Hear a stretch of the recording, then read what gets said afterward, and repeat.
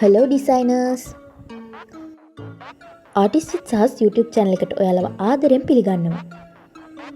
ඔන්න ඉතින් අපේ graphic designing tutorial set එකේ 3 වෙනි tutorial එකත් අරගෙන තමයි මම අද ඇවිත් ඉන්නේ. අපේ පළවෙනි සහ දෙවෙනි tutorials වලදී Photoshop toolbox එකේ count tool එක ළඟට එනකන් අපි කතා කරා. ඉතින් අපි අද පටන් ගනිමු spot healing brush tool එකේ ඉඳලා ඉස්සරහට කතා කරගෙන යන්න. අපි මුලින්ම බලලෙමු spot healing brush tool එක පාවිච්චි කරන්නේ මොකකටද කියලා. ඔයාලට පේනවා මම දැන් select කරගෙන තියෙන image එක. spot healing brush tool එක පාවිච්චි කරන්නේ මෙන්න මේ image එකේ වගේ blemishes තියෙන තැන් ඉවත් කරගන්න. spot healing brush tool එක පාවිච්චි කරලා හරිම ලේසියෙන් මෙන්න මේ වගේ පොඩි click එකකින් ඔයාලගේ image එකේ තියෙන blemishes අයින් කරගන්න ඔයාලට පුළුවන්. අපි ඊළඟට බලමු healing brush tool එක පාවිච්චි කරන්නේ කොහොමද කියලා. healing brush tool එකෙන් කරන්නේ spot healing brush tool එකෙන් කරපු දෙයමයි, හැබැයි මේක ටිකක් වෙනස්. healing brush tool එක පාවිච්චි කරන්න අපිට මුලින්ම alt button එක press කරගෙන image එකේ තියෙන හොඳ clear space එකක් select කරලා ඊට පස්සේ ඔයාලට පුළුවන් ඔයාලගේ image එකේ blemishes තියෙන තැනට ගිහිල්ලා මෙන්න මෙහෙම click කරාම අර අපි මුලින් select කරගත්ත clear surface එක මෙතෙන්ට apply කරගන්න.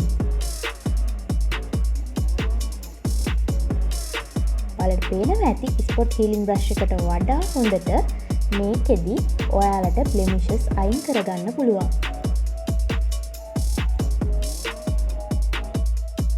ඊළඟට තියෙන්නේ patch tool එක. patch tool එක පාවිච්චි කරන්නේ කොහොමද කියලා දැන් අපි බලමු. patch tool එකේදී අපි කරන්නේ ඔයාලගේ image එකේ මෙන්න මේ වගේ ඔයාලට replace කරගන්න ඕන surface එකක් බලලා මෙන්න මේ විදිහට select කරලා ඔයාලගේ patch tool එක use කරලා මෙන්න මෙහෙම පල්ලෙහාට හෝ උඩට ඇදගෙන ගියාම ඔයාලට පුළුවන් ඔයාලගේ image එකේ හොඳට තියෙන clear surface එකක් select කරගෙන මේ patch tool එක ආධාරයෙන් select කරගත් ස්ථානයට apply කරගන්න. ඊළඟට අපි බලමු content aware move tool එක කියන්නේ මොකක්ද කියලා. content aware move tool එකත් ටිකක් patch tool එක වගේ තමයි. හැබැයි මේකෙදි වෙන්නේ patch tool එකේ opposite එක. patch tool එකේදී ඔයාලා select කරේ ඔයාලට replace කරගන්න ඕන surface එක. හැබැයි content aware move tool එකේදී ඔයාලා select කරන්න ඕන ඔයාලට replace කරගන්න ඕන surface එක නෙමෙයි ඔයාලගේ image එකේ තියෙන clear surface එක. මේ විදිහට ඔයාලගේ image එකේ තියෙන clear surface එකක් select කරලා මේ tool එක ආධාරයෙන් drag කරගෙන ගිහිල්ලා ඔයාලට replace කරගන්න ඕන surface එක උඩින් මෙන්න මෙහෙම drop කරාට පස්සේ ඔයාලට පුළුවන් ඒ surface එක ඔයාලා drag කරගෙන ආපු surface එක වගේම clear surface එකක් විදිහට add කරගන්න. හැබැයි මෙතනදී ඔයාලා හුඟක් ප්‍රවේශම් වෙන්න ඕන ඔයාලා drag කරලා දාන surface එක ගලපගන්නේ කොහොමද කියන එක ගැන. ඊළඟට අපිට කතා කරන්න තියෙන්නේ red eye tool එක ගැන. ඔයාලා දැකලා ඇති cam එක use කරලා ඔයාලා photos ගනිද්දි සමහර වෙලාවට ඔයාලගේ flash එක නිසා ඒ photos වල තියෙන මූණු වල ඇස් රතු පාට වෙන ස්වභාවයක්. ඉතින් මෙන්න මේ red eye tool එක පාවිච්චි කරන්නේ අන්න ඒ විදිහට රතු පාට වෙච්ච ඇස් වල color එක නිවැරදි කරගන්න. ඔයාලට බලා ගන්න පුළුවන් මම දැන් select කරගෙන තියෙන image එකෙත් මෙන්න මේ red eyes තියෙනවා. ඉතින් ඔයාලට කරන්න තියෙන්නේ red eye tool එක select කරගෙන ඔයාලට correct කරගන්න ඕන තැනට ගිහිල්ලා මෙන්න මෙහෙම click කරන එක විතරයි. එතකොට red eye tool එකෙන් automaticallyම ඒ image එකේ color correction එක කරනවා. ඊළඟට අපි බලමු brush tool එක ගැන. brush tool එක normal paint brush එකකට සමානයි. Photoshop වලදී ඔයාලට කරන්න තියෙන්නේ මෙන්න මේ උඩ තියෙන menu bar එකට ගිහිල්ලා ඔයාලා කැමති brush එකක් මෙන්න මෙතනින් select කරගෙන ඒ brush එකේ size එක සහ hardness එක ඔයාලට අවශ්‍ය විදිහට වෙනස් කරගෙන ඔයාලට පුළුවන් මෙන්න මේ ඔයාලා select කරගන්න layer එක උඩ ඔයාලට කැමති දෙයක් ඔයාලගේ mouse එක use කරලා draw කරගන්න. ඒ වගේම ඔයාලට පුළුවන් මෙතන මේ උඩ තියෙන mod කියන option එකෙන් ඔයාලගේ brush එකේ mod එක වෙනස් කරගන්න. ඒ වගේම opacity එක එහෙමත් නැත්නම් transparency එක වගේ දේවල් වෙනස් කරගන්න පුළුවන්. ඊළඟට අපි කතා කරමු pencil tool එක ගැන. pencil tool එකත් සාමාන්‍යයෙන් අපි පාවිච්චි කරන pencil එකකට සමානයි. Photoshop වලදී ඔයාලට මෙතන උඩ තියෙනවා menu bar එකක්. එතනින් ඔයාලට පුළුවන් pencil tool එකේ size එක, hardness එක වගේම අනිත් තියෙන options වෙනස් කරගන්න ඔයාලා කැමති විදියට. ඔයාලට බලා ගන්න පුළුවන් pencil tool එකේ draw කරනකොට මෙන්න මේ විදියට ඔයාලට display වෙනවා.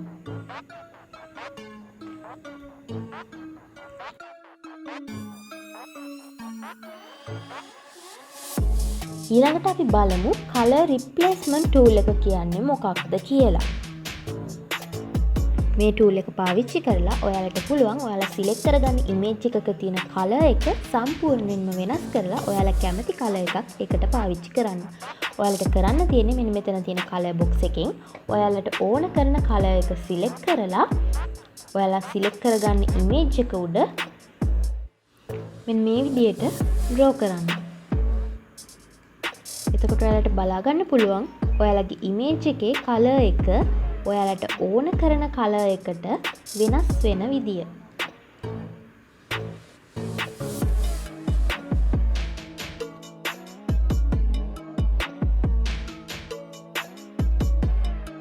අපි ඊළඟට කතා කරමු mixer brush tool එක ගැන. mixer brush tool එක සාමාන්‍යයෙන් පාවිච්චි කරන්නේ realistic painting වලට. මේකෙදි කරන්නේ colors දෙකක් එකට blend කරන එක. ඔයාලට දැන් බලා ගන්න පුළුවන් මම මුලින් එක color එකකින් draw කරලා ඒක උඩින් මම select කරගෙන තව color එකක් අරගෙන මේ විදියට ඇඳගෙන යද්දි මෙතන colors blend වෙන විදිය. ඊළඟට අපි කතා කරමු clone stamp tool එක ගැන.